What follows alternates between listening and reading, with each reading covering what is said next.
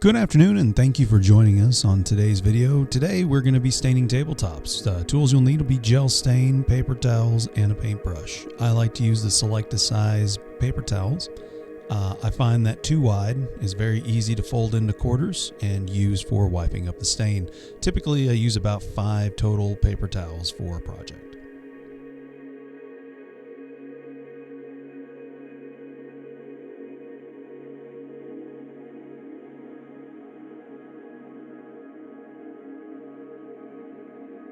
So typically I start with the edges. I'll use a 2-inch brush, and then with the edges that you'll find that there's end grain, there's edge grain, so they take a little bit more finesse and work. Sometimes there's also details in them.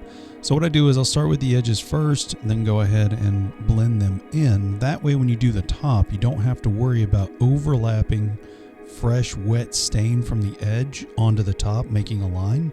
Instead, you can blend the edge much easier and leave it darker if need be. So that's why I do the edge first, then the top, then the edge again.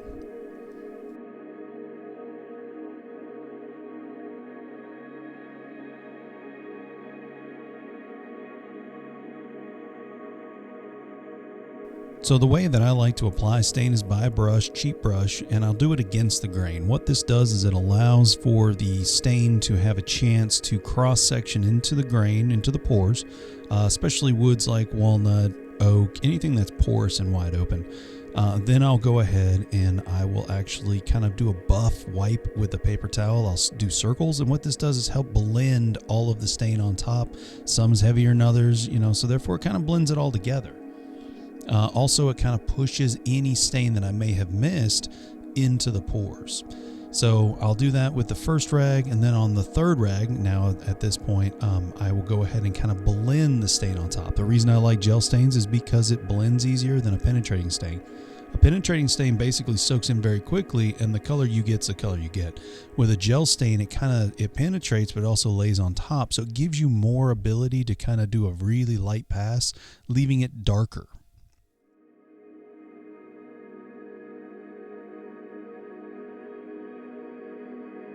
So now I've got the top pretty well blended. I have a few areas of, cross-hatching. The stain lines are showing up. So now what I'll do is take a very clean cloth, and it's still paper towel. I think I'm on my 4th one now. And what I do is I go ahead and just lightly buff. And I mean, we're moving fast, very light pressure, and all I'm doing is just kind of blending in any of those extra areas where I left hang-ups of stain, or there's some sort of wet stain still on the surface, or some sort of mark that you can see. Right now at this point I'm trying to blend it, and you can go cross grain as long as you come back with the grain to blend that back in. So it's all just in how you approach it. For me, I kind of like to just buff it out. Some people use a brush. Nothing wrong with using a brush to buff it out to kind of blend the grain with the stain. Just for myself though, I've always found a paper towel just to kind of give you a nice natural warm feeling and look.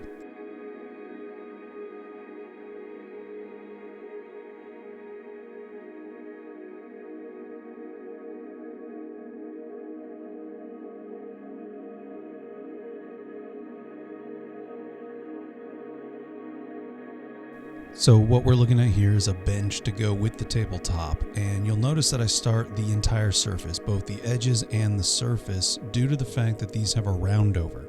So like the table, it had an OG which has a nice straight crisp line on it, therefore any rollover is hidden very easily. On a round over, that's not really the opportunity that you get. So since it's a small piece, it's about 55 inches by about 15 inches wide, it's easier just to go ahead and do the entire thing in one shot and then wipe everything down.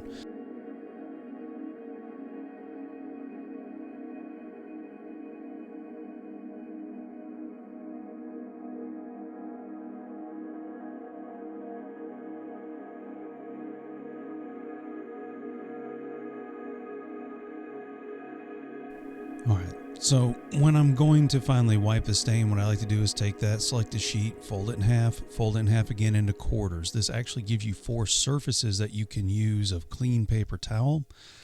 So therefore I've always found this to be very useful for dyes, stains, anything I need to wipe off, glazes, you name it. I just always found that this was a very efficient way to do it with just one single paper towel, or if you do the Select a Size, it's easier to fold, then you can use 2. Now this combination of gel stain is simply a General Finishes Black and General Finishes Java. What that gives me is a little less red from the Java, a little bit more brown overall, but I really enjoy how even the color comes out with these two, with the General Finishes gel stain. So therefore you have a very nice uniform color, slight highlights, but it's not heavy darks and heavy lights that you would get from a penetrating stain that you can find at your local box store. This is definitely an upgrade to the regular box store stain, but at the same time it's not one of those super high-end expensive stains that does the exact same thing.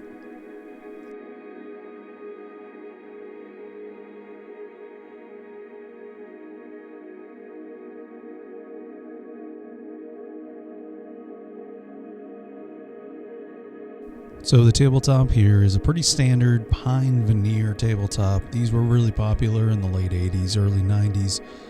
So sanding them down does not take very long whatsoever, but the trick is you got to be careful not to go through the veneer. Also, I'd say 150 is a good starting point with a table like this, just for the fact that if you need a little bit more aggression from the sandpaper, 120 is going to do the job. But if you start too coarse like 80, those scratches you put in there are going to be so much harder to get out without going through the veneer later, and we call that burning through the veneer. So therefore, if you start at 150, it's a good place to find out whether or not you need a little bit more aggression, or if it does just right, you won't need anything else afterwards.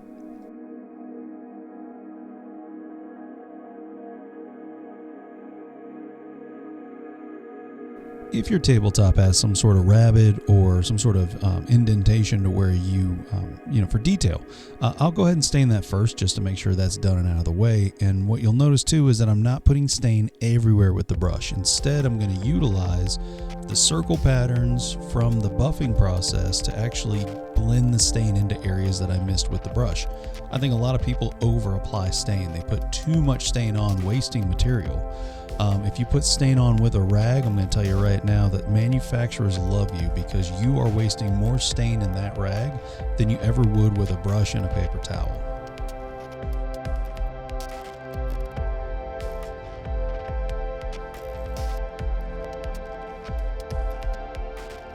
Always remember too to make sure that wherever the leaf is going to go, wherever the table is going to come together, that you have at least some sort of stain in that area, that you don't forget about it. Here I have like 1/4 of an inch all the way around.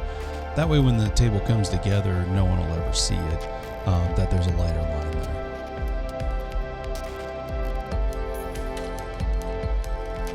So for larger tabletops, this one here is 6 foot, so this 1/2 is probably 3 by 3 roughly. What I'm going to do is have 3 paper towels, and what I do is I like to take the selected size, fold it in half again, and make quarters. And what that gives you is 4 actual staining areas or buffing areas that you can use.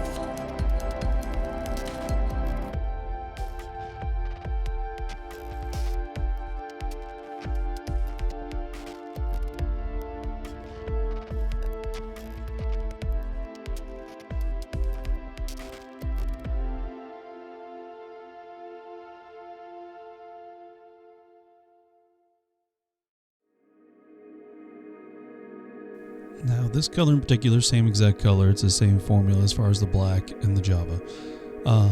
But whenever you do a very light wipe, and you can tell how wet the surface still is by the reflection of myself in and as well as the light, but whenever you have a very dark color that you want to achieve, you can just very lightly wipe it off. You don't have to press down hard, and I think a lot of people press down hard to try to get all the stain off the surface, and then it's very light and dark and it's not blended very well. I think a very light pressure will go a long way, and you'll use more paper towels because you're going to need each stage of the paper towel to be drier to accept a little bit more stain each time, but very lightly wiping it off gives you such a deep, rich color that you don't get when you try to wipe it off heavy.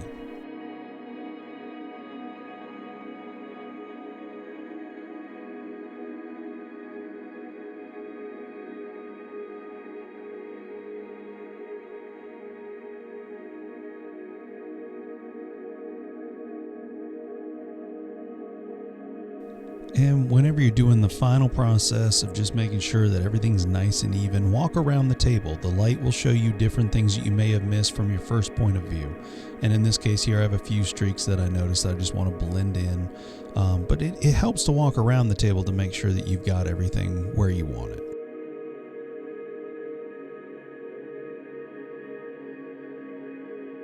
I want to thank you and each and every one of you for watching this and taking the time out of your day. I hope it's helped you. If you have any questions or comments, please leave them down below in the comment section, and I'll be glad to address them and help you in making sure that your furniture turns out perfect.